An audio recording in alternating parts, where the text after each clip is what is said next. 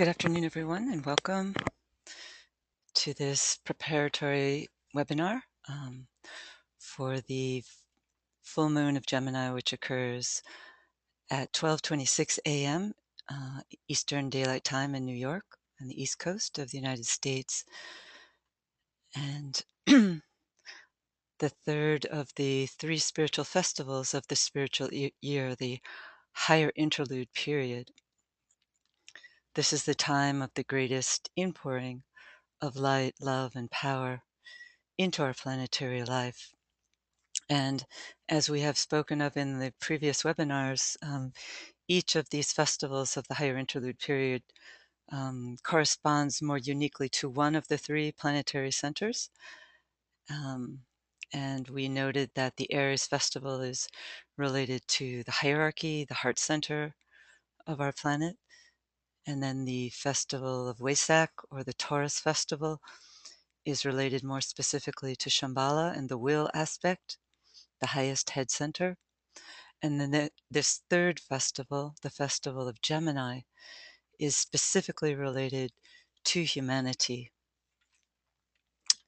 But because the hierarchy, all of the members of the hierarchy, have passed through the human kingdom and have struggled and wrestled and fought their self into a greater measure of light, they too are part of humanity. And so the Tibetan says of this festival, he says, for 2,000 years, the world teacher, known in the West as the Christ and as Maitreya in the East, has represented humanity and has stood before the hierarchy and in the sight of Shambhala as the God-man, the leader of his people and the eldest in a great family of brothers. Standing in his own place at a central point in Asia, remote from the throngs and the impact of humanity, the world teacher will bless the world at the exact moment of the Gemini full moon. So why don't we just take a moment now to come together and to support this great world teacher and all the members of the hierarchy who will be gathering in the valley or somewhere in a remote point of Asia to prepare for this blessing of the world later this evening. So let's just link with the world teacher.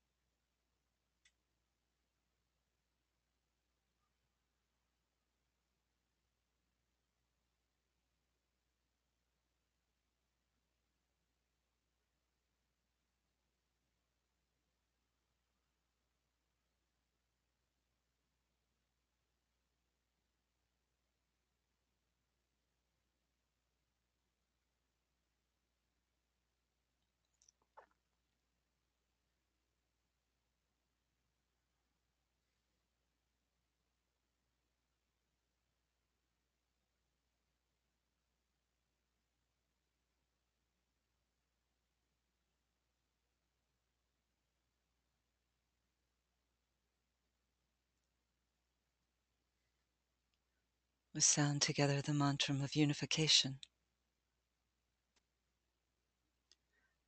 The sons of men are one, and I am one with them. I seek to love, not hate. I seek to serve, and not exact due service. I seek to heal, not hurt. Let pain bring due reward of light and love. Let the soul control the outer form and life and all events, and bring to light the love that underlies the happenings of the time. Let vision come and insight. Let the future stand revealed. Let inner union demonstrate and outer cleavages be gone. Let love prevail. Let all men love.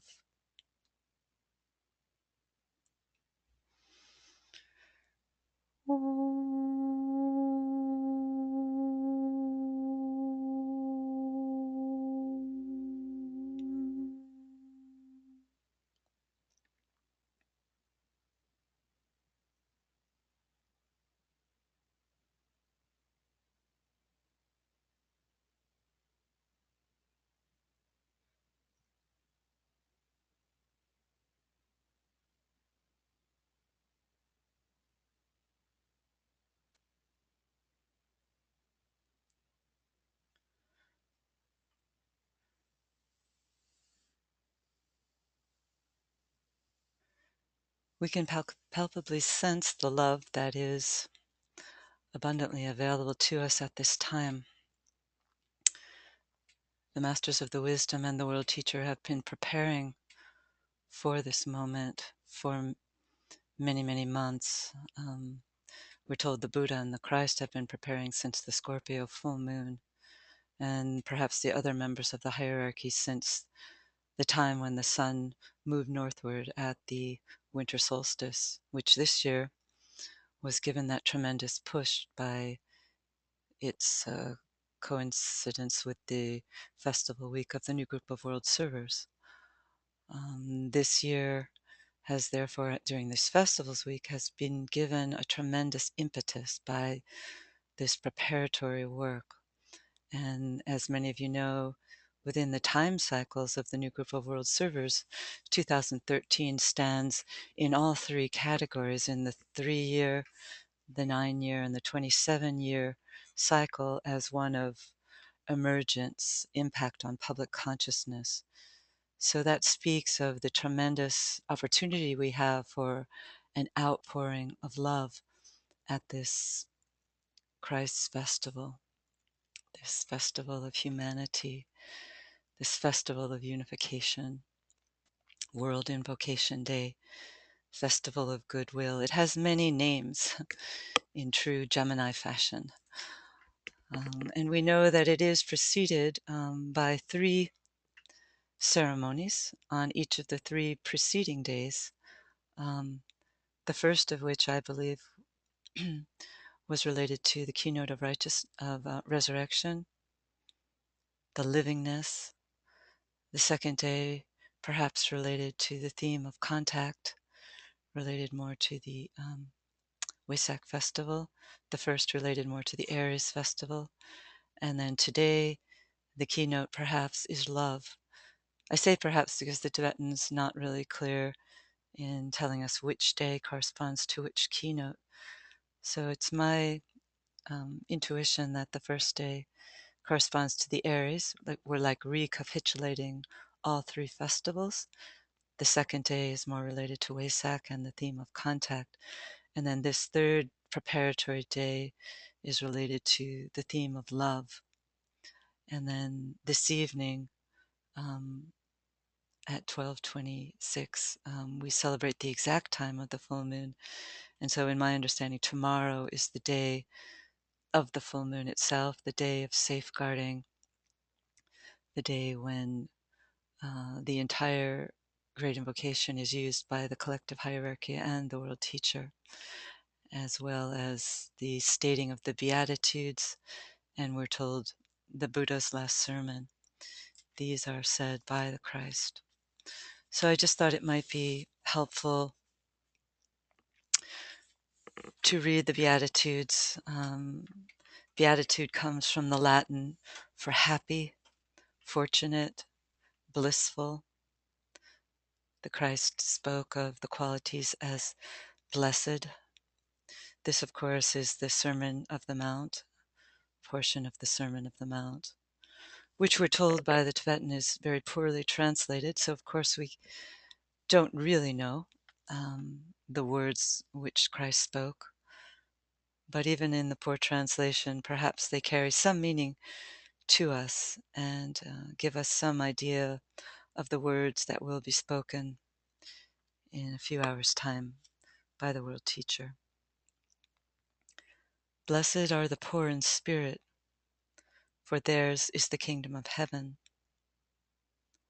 Blessed are those who mourn, for they will be comforted. Blessed are the meek, for they will inherit the earth. Blessed are those who hunger and thirst for righteousness, for they will be filled. Blessed are the merciful, for they will receive mercy. Blessed are the pure in heart, for they will see God. And blessed are the peacemakers, for they will be called children of God. And finally, blessed are those who are persecuted for righteousness' sake, for theirs is the kingdom of heaven. The Tibetan does point out to us one of the errors in this translation, because he said it has created a lot of confusion in spiritual seekers, and he specifically relates to the blessed are the meek, for they will inherit the earth.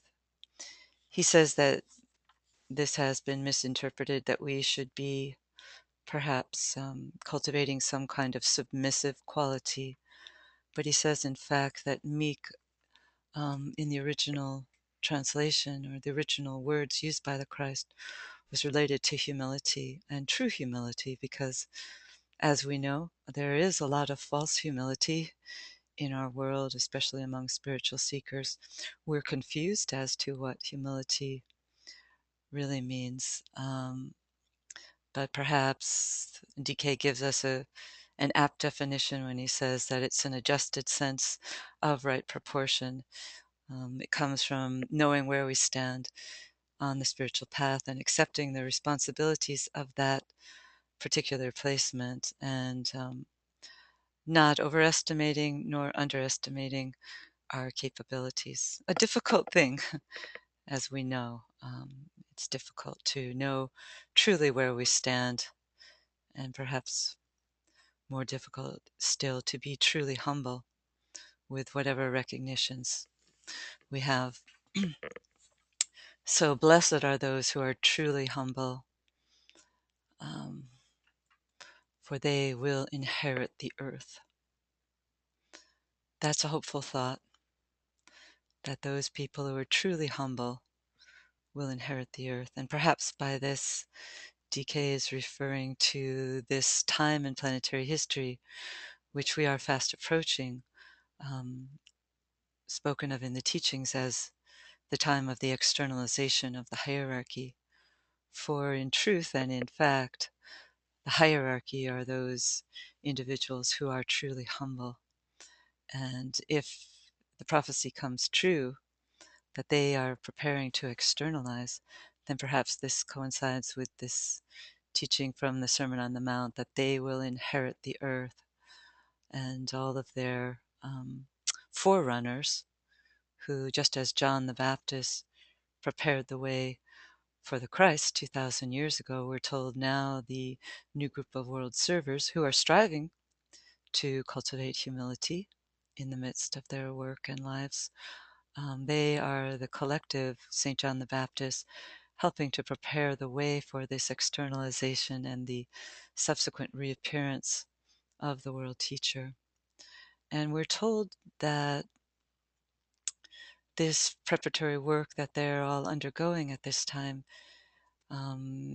is such that they need to appropriate new vehicles because of their work behind the scenes for so long. They need to prepare themselves in order to withstand the, excuse me,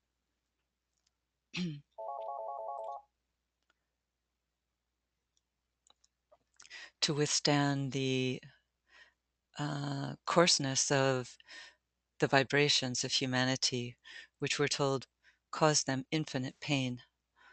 So they are preparing themselves to step forward into this world, and it's no pretty sight for them, with the levels of sensitivity that they possess, and the infinite pain that humanity can cause. So they are preparing, appropriating, as I said, appropriating vehicles, and So I thought it was important for us to begin our meditation to give our support to these great teachers and the magnitude, and to reflect on the magnitude of the challenge which is confronting them in the work that they're preparing for. So often we seek the aid of the hierarchy for the work that we do, and perhaps all too infrequently do we ever remember to give them our strength and our support. And perhaps that's what we did now and can do in our meditation, to give our aid and our support to the hierarchy, because they depend upon humanity and our efforts to not only support them, but to also do what we can in our daily lives to spread love in our environment and to aid struggling humanity at this most difficult time of transition in our planetary life, when we're moving, as we know, into a higher level of vibratory um, alignment. That's really what these festivals are all about, and what each full moon to a lesser degree is all about, is about an alignment, um, a vibratory field that's set up um, not only by the five kingdoms of nature on our planet, but we're told by the Tibetan that if we can, particularly humanity, if we can establish the right alignment with hierarchy, um, that the alignment can extend to extraplanetary sources.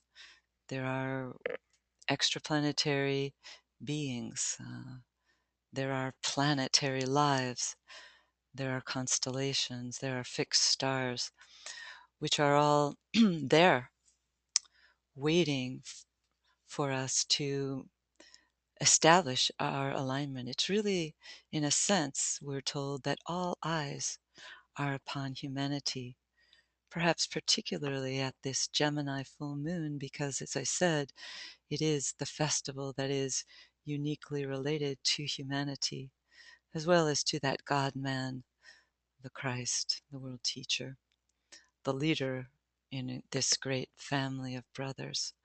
So as we effect the alignment within our subtle vehicles through our meditation and through our prayers, we can establish those conditions through which the higher energies can pour down into human consciousness. And here's a quote from Letters on Occult Meditation that says that idea beautifully. This law of vibratory response is but the adaptation of the form to some one or other of these great streams of force. If you establish this right alignment, you will illuminate your whole life and be carried on those streams of force, those magnetic currents, that vital fluid, those electrical rays, no matter what the terms used, right to the heart of the unknown. So we're told that at each of the three spiritual festivals, there is an inpouring of a particular type of force. And at this Gemini festival, there is, we're told, the forces of reconstruction are pouring into our world. We're not told a lot about what these forces really are, other than the name, the forces of reconstruction. But in the case of the Gemini full moon, we are told by the Tibetan that these forces at this festival are particularly related to the healing of the nation. So perhaps we can use these streams of force, these magnetic currents, these vital fluids, these electrical rays, to align ourselves with this healing energy that's coming in.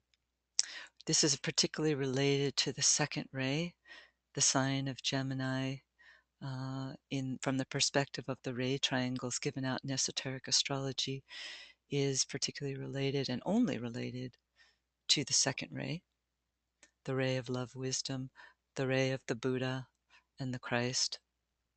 So there's a powerful triangle set up at this time, we're told, between the Lord of the world, the Buddha, the messenger, the mediator between Shambhala and hierarchy, and the world teacher, the Christ. These three lords at the time of the Wesak and the Gemini full moon make a powerful planetary triangle. And then we, the disciples of the world, are assembling to the extent that we hear that call, that we keep our voice attuned to the voice of the silence. We can aid, as I said, in this process of planetary um, alignment that's being set up at this time.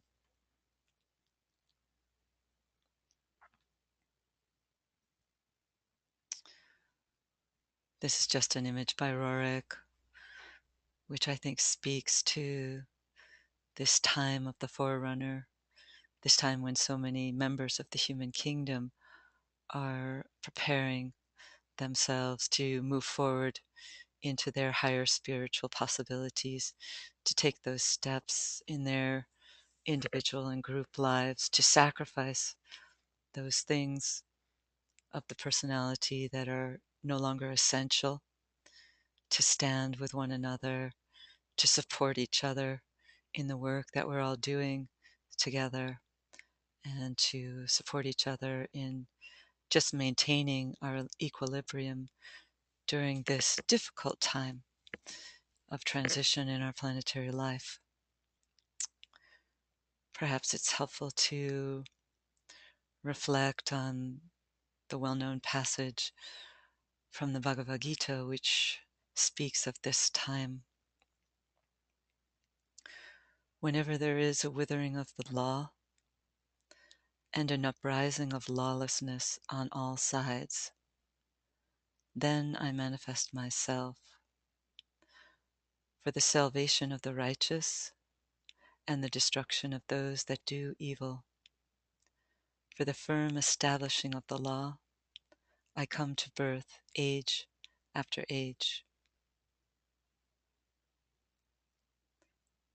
Sometimes when we look around our world and we see all of the suffering, all of the pain being inflicted on humanity and on the three lower kingdoms, on our planet itself, we might despair. We might, for a moment, feel that the plan isn't working out, that there's too much suffering here. And we're reminded by this every night in the news and in our newspapers and our blogs and all of the things and ways by which we receive this information about all of the imperfections on planet Earth. But it's helpful to remember the words of the Tibetan in relationship to this, when he states that it is precisely all of these difficulties and this withering of the law that we see on all sides. This is the clearest indication, he tells us, that we are preparing for this time of the reappearance. So this is a hopeful item of information to remember, that all of these difficulties are actually, in effect, a sign, a hopeful sign.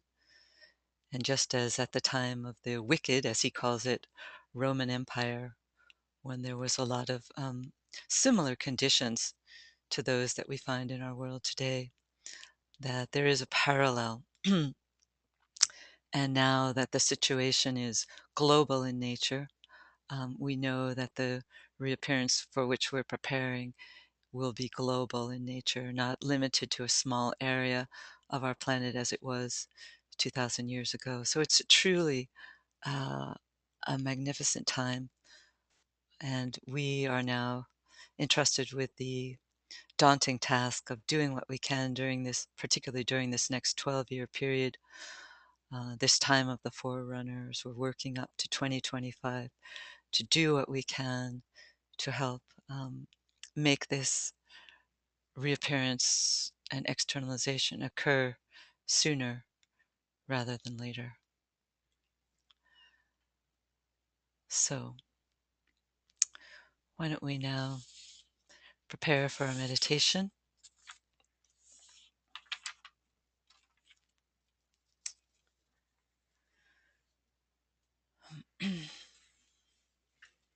Let's just take a few minutes to link up not only with each other, but really cast our thoughts, our supportive thoughts, to all of our friends and coworkers in the One Work, to support them and aid them.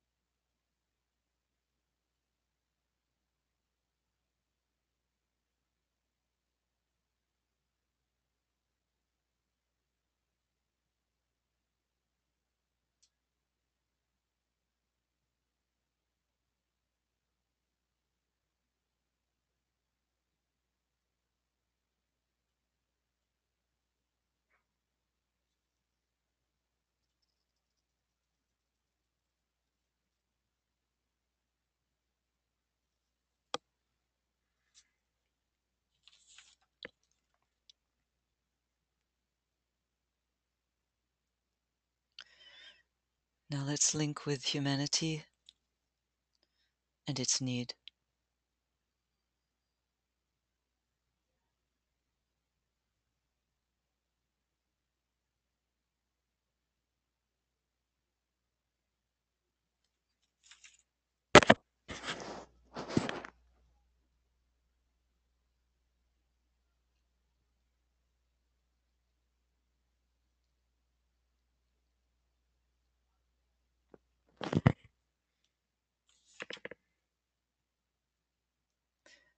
And now we project a line of lighted energy towards the spiritual hierarchy, the planetary heart, the great ashram of Sanat Kumara, into the world teacher who stands at the heart of hierarchy.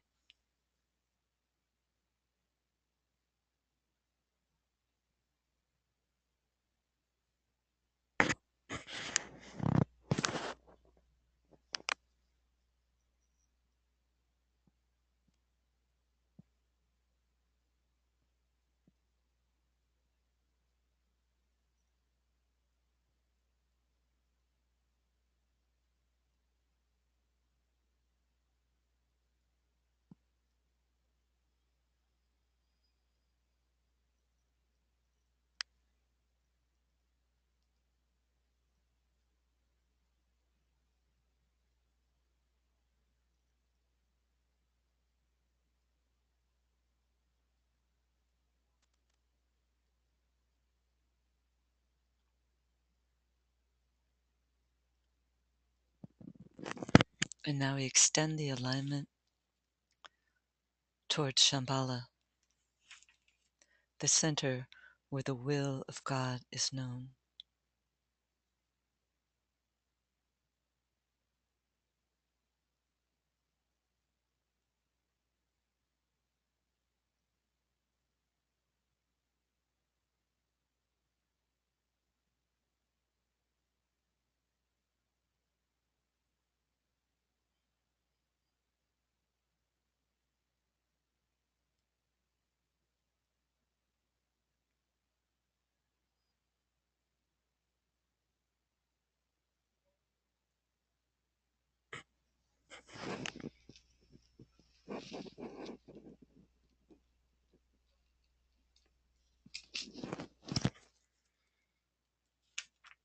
we hold the contemplative mind open and receptive to extraplanetary energies that are streaming into Shambhala and radiating through the hierarchy,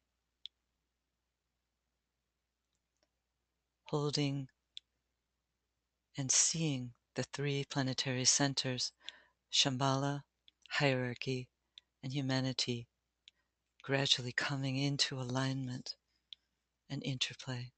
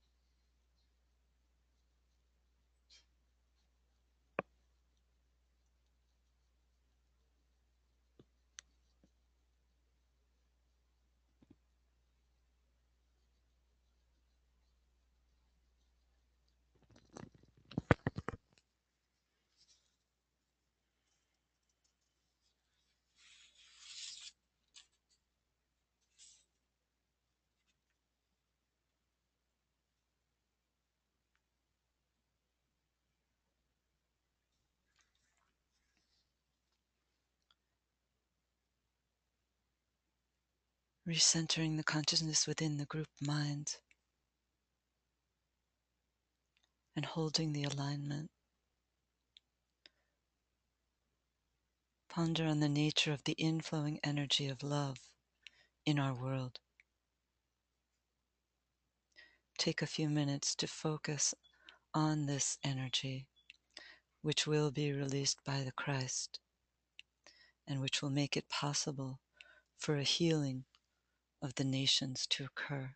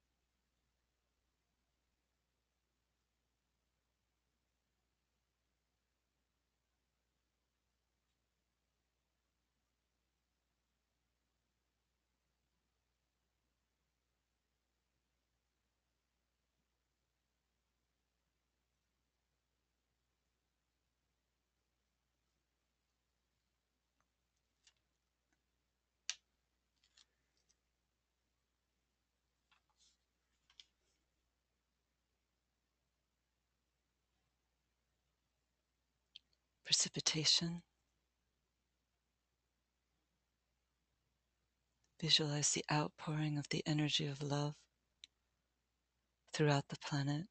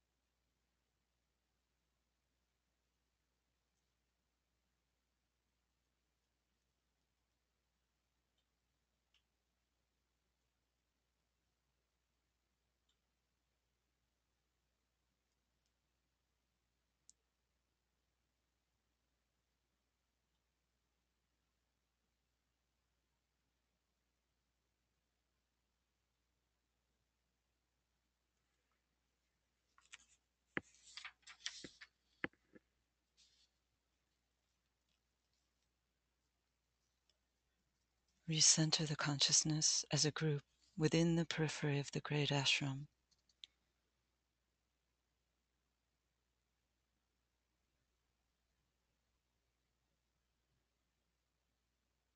Dedicating ourselves to the service of the plan.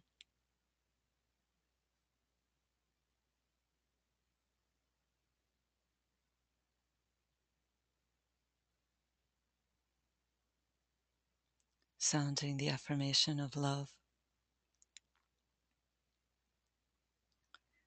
In the center of all love, I stand. From that center, I, the soul, will outward move. From that center, I, the one who serves, will work. May the love of the divine self be shed abroad in my heart, through my group, and throughout the world.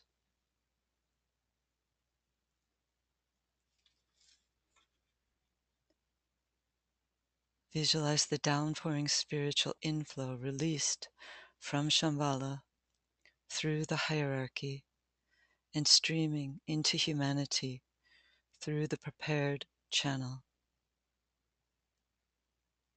Consider how these inpouring energies are establishing the pathway of light for the coming world teacher.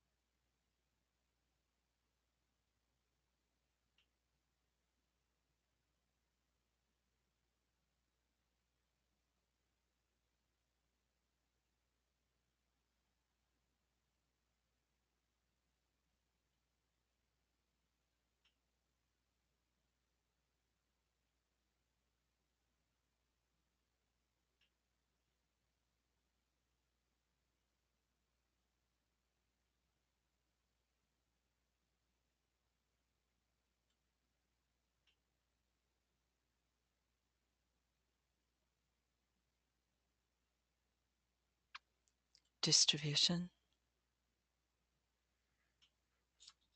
Distributing the energies through the group Ajna center. Visualizing an etheric network of triangles surrounding the planet, being released through the 5 planetary inlets of New York, London, Geneva, Darjeeling, and Tokyo.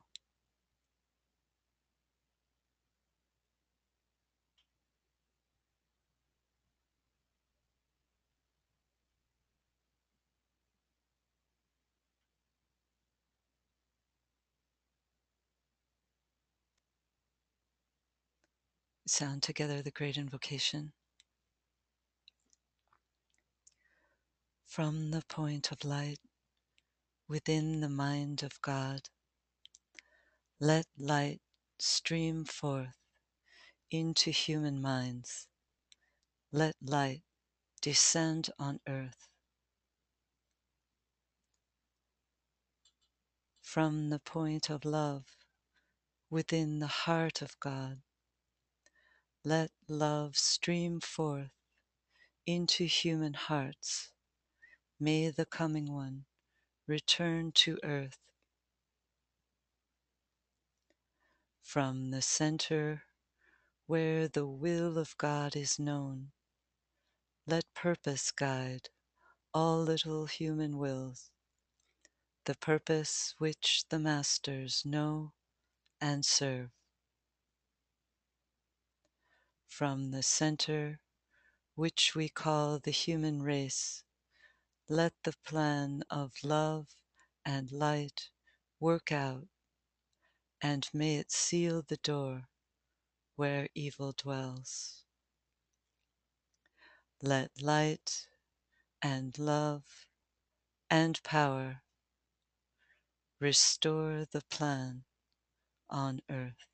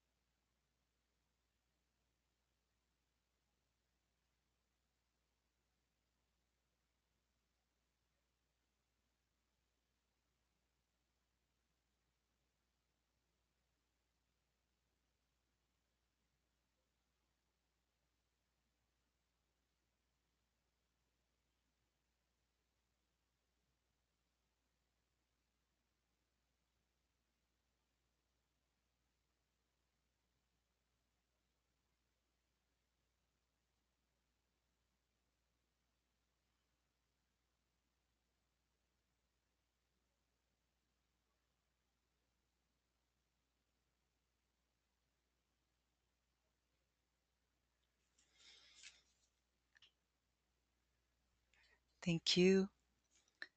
And for those of you who are awake and willing, we will have another webinar this evening to prepare for the exact time. That will begin at 11 p.m. Eastern Time. So I hope to see you there if you can make it. All right. Thank you very much, and goodbye.